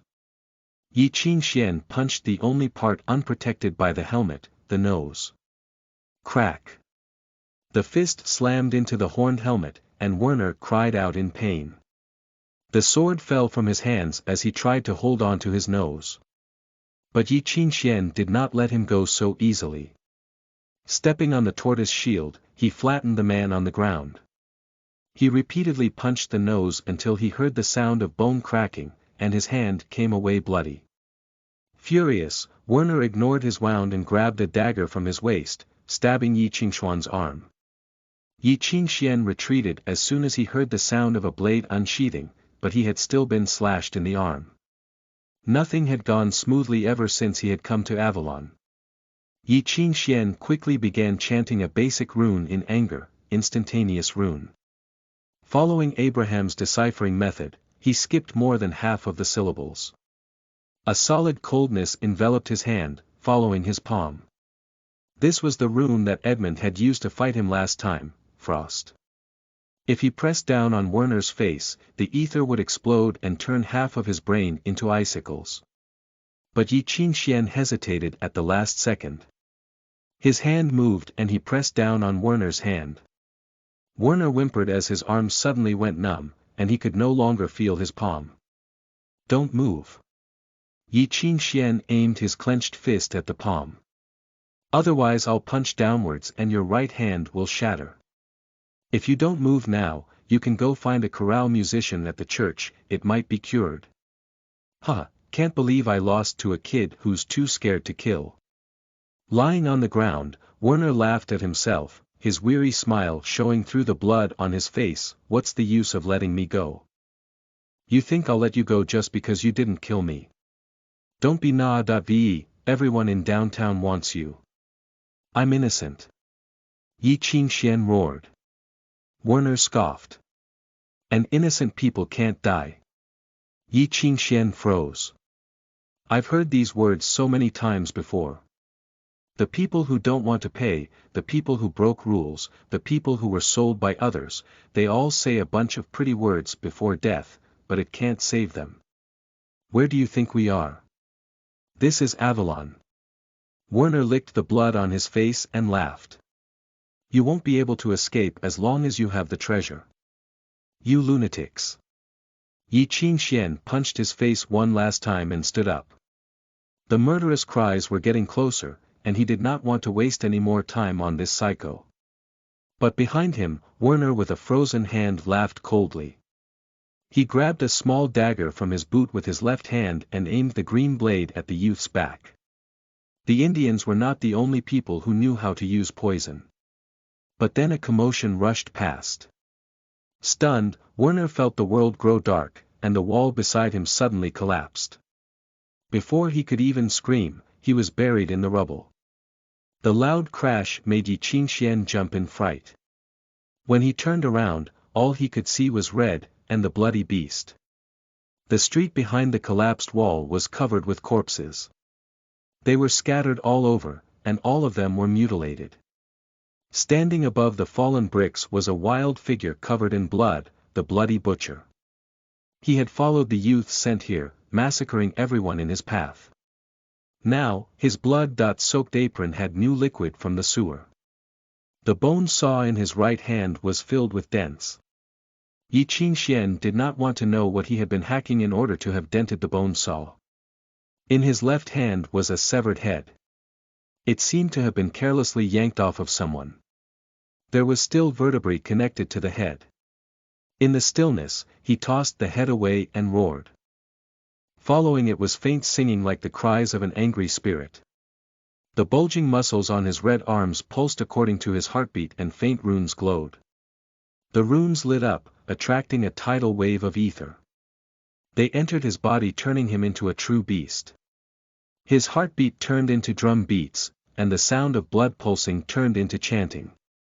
The screams in the air became the rhythm, and his breathing turned into a wild chorale as the ether grouped inside him. God, please give me mercy. I kneel in the river of souls, attempting to wash away the dirtiness. God, please give me salvation. I am waist-deep in curses. Can you hear my pleas? God, please give me your blessing. I am neck-deep in blood. I beg for relief. Blood surged, and transformed into a menacing face. He cheered like a child along with the singing, la la la. La la la. La la la. The God in the song, take me back to heaven.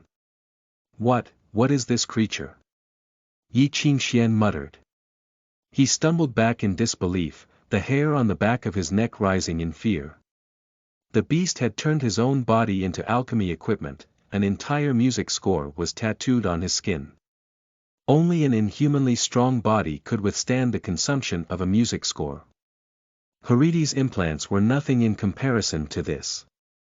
Now, ether flowed through his vessels, turning into a power wilder than blood, hotter than fire, turning him into something not human. He was not a demon. His wild murderous intent made him something more terrifying than a demon, he was a killing machine. Amidst the crazed and painful singing, the butcher raised his head.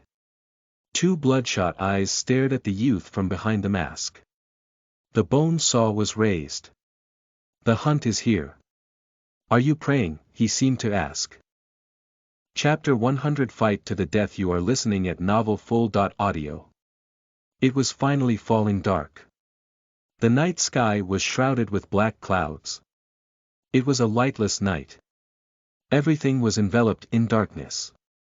Somewhere in the complex downtown, Yi Qingxian curled into himself inside of a shoddy hut, breathing painfully. His leg felt like it was broken. He could not run at all, but he was still surrounded by coldness. That feeling was called fear. Grinding his teeth and swallowing blood, the beast paced in the darkness, following the prey's trail. Yi Qingxian did not know if he had really escaped. The cursed singing was still in his ears, making it impossible for him to relax. God, please give me mercy. I kneel in the river of souls, attempting to wash away the dirtiness. God, please give me salvation. I am waist-deep in curses. Can you hear my pleas? God, please give me your blessing. I am neck-deep in blood. I beg for relief, la la la, la la la, la la la, the God in the song, take me back to heaven, la la la. The demonic song sent shivers down his spine and he could not stop trembling. How much time had passed? He did not know. He did not even have time to think about how long the ridiculous hunt had gone on for. The moment he saw the beast, he realized that every unbelievable story in the files and records were true. Only something so terrifying could leave behind those stories. Why did something so messed up exist in Avalon? And why would it want him? As heavy steps sounded nearby, he stopped breathing. He had been trying to get rid of the creature for the entire afternoon to no avail. Whether he charged into a crowd of people, jumped into the sewer, or hid inside an abandoned factory, nothing could get rid of the creature on his tail. A bloody trail would be left from the crowd of people. When he snuck out of the sewer, he heard the scary song that followed like a shadow. When he ran into the abandoned factory, it was like he had stepped into the beast's hunting ground. He tried everything to kill the beast with frost arrows, fire hand. He had even fired a military bow and arrow at the beast, but nothing had worked. He had hit the mark. The arrow had buried into the beast's chest completely. But the creature had methodically sawed open the wound, plucked out the arrow in his stomach, and tossed it onto the ground. That was when Yi Qingxian understood that the beast was a beast because it could not be killed. In the darkness, the pacing footsteps finally faded. But the song was still ringing in his ears, and he could not relax. Panting, he felt the gaping wounds on his body. Just getting scraped by the bone saw would be enough to turn him into a bloody pulp. If he did not grit his teeth and freeze the wounds, he would have died from blood loss long ago. The beast had had multiple chances to kill Yi Qingxian throughout the afternoon, but it kept toying with him, making him run along the line between life and death as if playing with food on its place. F***ck, he muttered, clenching his fist in anger. But before he could finish cursing, familiar vibrations thudded in his chest and he looked down reflexively. Then he heard a shattering sound. Behind him, the hut was being demolished by the bone saw. Everything in the saw's path was split into two. If Yi Qingxian had not lowered his head, he also would have been demolished. In the darkness, the voice sang and blood flowed.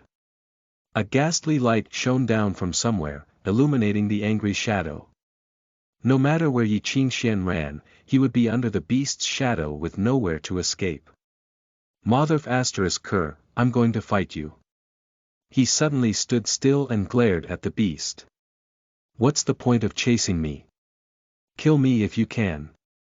The beast seemed to be shocked by his courage and froze in its spot. Eyes full of anger, Yi Qingxian quickly began to chant. Shimmering ether gathered from the sky. A blurry rune sharpened in his heart. He secretly pressed the button on the double snake time meter in his pocket, activating the power within. In an instant, his sense of ether had doubled, and the ether in his hands grew restless. As the ether grouped, the youth clenched his fist and charged toward the beast with a roar. As if applauding his courage, the bloody butcher did not move. The eerie song became clearer. The creature raised his bone saw, waiting for the youth to run to his death. But Yi Qingxian suddenly halted and threw something at the beast. Under the mask, the butcher's eyes squinted, blinded by the sudden brightness. As the ether left Yi Qingxuan's hand, it had finally formed a rune. Rubbing against each other, the ether radiated gloriously. Increased efficiency application, light. Fight. Watch me throw all my runes at your face. Yi Qingxian thought. The butcher reflexively shielded his eyes with his hand, but the youth stayed where he was. He raised his hands and frantically began to chant again. Instantaneous rune, mirror. Staggered mirrors appeared out of thin air. Grouping together, they created a matrix surrounding the butcher. The explosive light magnified, shooting down. There was nowhere for the butcher to run. Roaring, the butcher swung his saw. As the mirrors shattered, the light source also disappeared. But when the light dimmed, the youth was gone. He escaped. His proud laughter still rang in the air. It felt so F***king good to pretend to be powerful and then run away. The butcher roared and swung the saw crazily, obliterating the hut. After a long time, the beast finally calmed down. He walked soundlessly into the shadows, and followed the faint trail of breathing straight in the direction of the youth. The maze-like downtown was his hunting ground, and there was no way a lost youth could escape. But as he followed the smell of blood and finally tracked the youth, his steps halted. The butcher stood outside a cluster of abandoned buildings, looking at the ground. Under his feet were meandering cracks like something left behind by the chaotic slashing of knives. Blood seeped from within the cracks. A tinge of sweetness snaked into the air. At a glance, there was nothing special about the cracks. But the butcher bent down to study it. Regret flashed through his eyes. It was a mark. Like beasts marking their territory, the creatures of Avalon did the same. This was the sign of the predators. Once past it, it would be a fight to death. The butcher straightened and left. His scratchy sigh floated in the wind, as if pitying the youth who had voluntarily jumped into hell. The butcher may have preferred to eat quickly, but there were some creatures that liked to carefully prepare their meals. In the rubble, Yi Qingxian collapsed onto the ground panting, unable to get up again. He had used all of his strength. If the creature caught up to him again, he would not have the energy to run anymore. He would probably just give up. Lowering his head in despair, he closed his eyes and waited for death.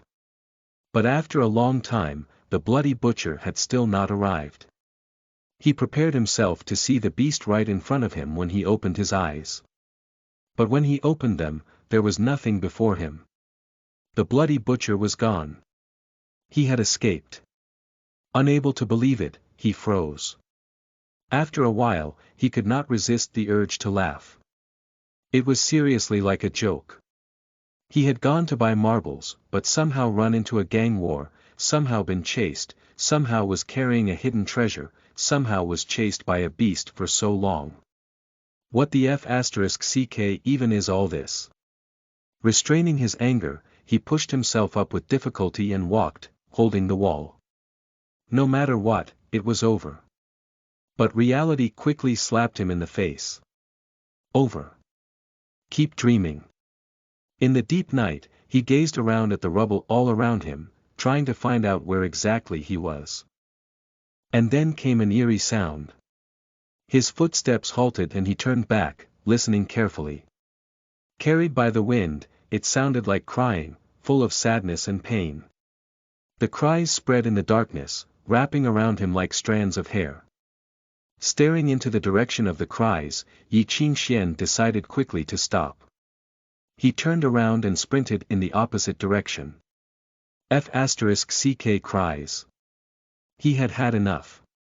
Gradually, the crying disappeared, but his steps also slowed. In the end, he could not even raise his foot. Was it really good to leave like this? Shouldn't he at least go take a look? Even though that was how characters died in horror stories. Why was someone crying with the lost souls in this empty place so late at night? He stood wordlessly in the darkness, looking back. It was empty and silent behind him. If I die, it's going to be because I'm stupid. Yi Qingxian scratched his face in frustration and kicked over some garbage while screaming. He turned toward the direction of the cries. The painful cries sounded again. Closer and closer. Closer and closer.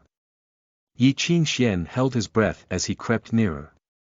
Flattening himself against the wall, he peered out from the corner at the source of the cries. The ground was covered in blood.